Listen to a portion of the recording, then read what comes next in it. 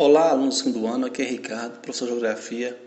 Vamos começar agora a realizar as atividades propostas semana 3 do PET de Geografia de vocês. O eixo temático, as transformações do mundo rural, e o tema é espaços geográficos, a relação entre campo e cidade. Então, o texto de vocês vai abordar essa relação entre o campo e a cidade. E para realizar as atividades, além do texto, deve assistir também esse vídeo proposto aqui, Campo e Cidade, a urbanização brasileira e a desigualdade na maior metrópole do Brasil. Então vamos voltar. Gente, apesar de serem espaços totalmente distintos, o campo, onde não há concentração populacional, e a cidade, por sua vez, maior concentração populacional e urbanização mais intensa, o campo e a cidade estão intimamente ligados. Primeiro, obviamente, porque o campo fornece os alimentos à cidade, né? Mas o campo, ele depende da cidade, porque a cidade é que fornece os insumos necessários à produção no campo. As ferramentas, adubos, herbicidas, pesticidas, maquinário, tudo vem da indústria que está presente na cidade. Portanto, há uma relação íntima econômica direta entre o campo e a cidade. Um depende do outro, apesar de estruturas totalmente distintas. No caso do Brasil, que deixou de ser um país rural na metade do século passado, o processo de industrialização incentivado pelos governos de Juscelino Kubitschek, posteriormente pelos governos militares, incentivados pelos governos de Juscelino Kubitschek, posteriormente pelos governos militares, promoveu um grande êxodo rural. Além disso, tem também a questão do desemprego estrutural no campo, onde a implementação de maquinário na produção fez com que as vagas, a mão de obra diminuísse no campo. Então, as pessoas acabaram migrando para a cidade. Ainda assim, apesar dessa rápida e descontrolada urbanização brasileira, o campo, ele é extremamente, isso torna o campo ainda mais necessário, porque você tem uma quantidade de pessoas muito grande na cidade que não produzem e que dependem da produção de quem está no campo. Então, o campo teve que se adequar a essa nova demanda. E o Brasil se destaca no mundo em produção agrícola. Então, o Brasil se destaca. Então, o Brasil supra a necessidade interna e ainda exporta bastante. Tá? Então, mas quando se fala em relação campo e cidade, é basicamente isso. De que maneira o campo contribui para a cidade e a cidade para o campo. E você vai perceber que existe realmente uma relação muito, muito íntima do ponto de vista econômico entre os dois espaços geográficos. Tá? Leiam o texto e vamos responder as atividades.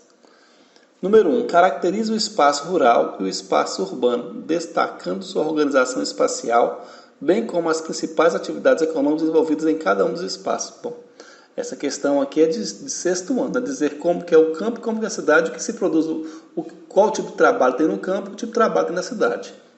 Aí é bem fácil, essa questão é até inadequada para o ensino médio, mas vamos fazê-la. Observe o esquema da relação de interdependência entre campo e a cidade. Gente, quando se fala assim, até a metade do século passado, a cidade dependia muito mais do campo. Atualmente, há uma inversão disso. O campo depende demais da cidade. Tá? Então, vamos lá aqui. Observem o esquema aqui. Nós temos campo, produção, agrícolas e investimentos, vai para a cidade. A cidade, investimentos e tecnologia para o campo. Então, está aqui. Ó. Do campo para a cidade, produtos agrícolas e investimentos. Né? Porque também se investe na cidade, porque se consome produtos da cidade.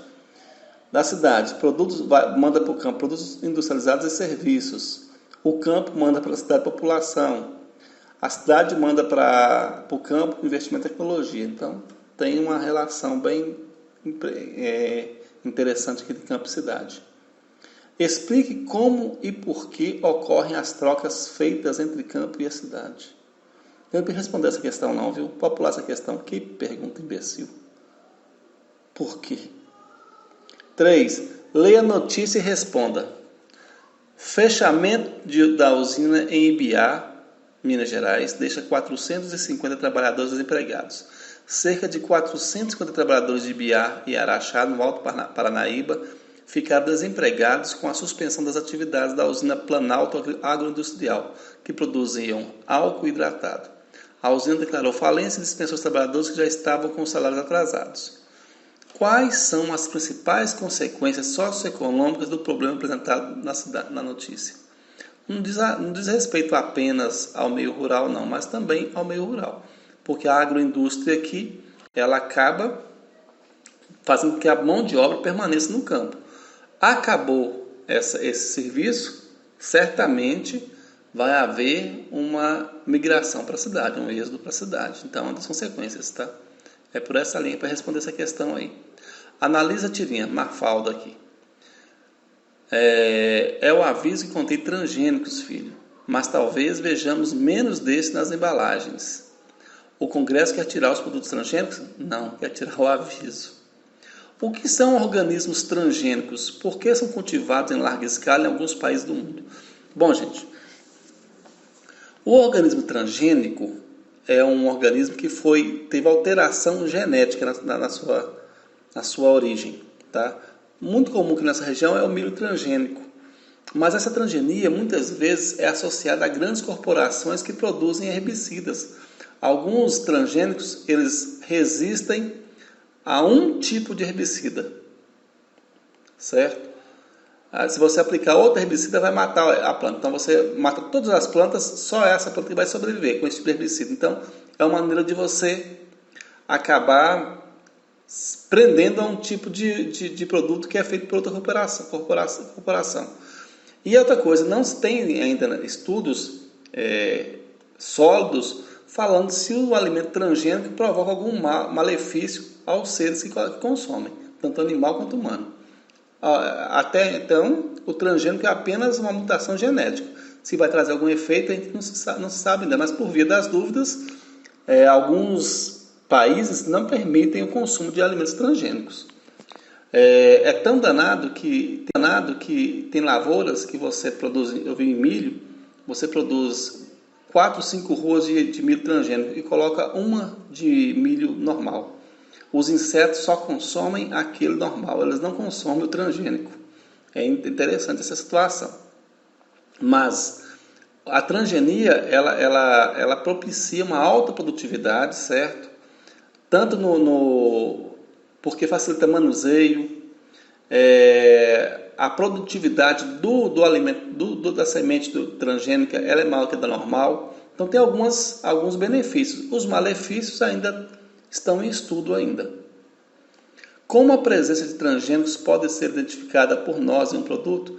Bom, a tirinha fala, né? Através do selo que informa que é transgênico. Por qual motivo a indicação transgênica está em votação no Congresso para ser retirada? Você é a favor ou contra a medida? Justifique sua resposta. Gente, isso é uma cretinagem do Congresso. Afinal de contas, saber a informação te dá o direito de consumir ou não. Se você tirou o aviso, você não vai saber o que é transgênico e o que não é.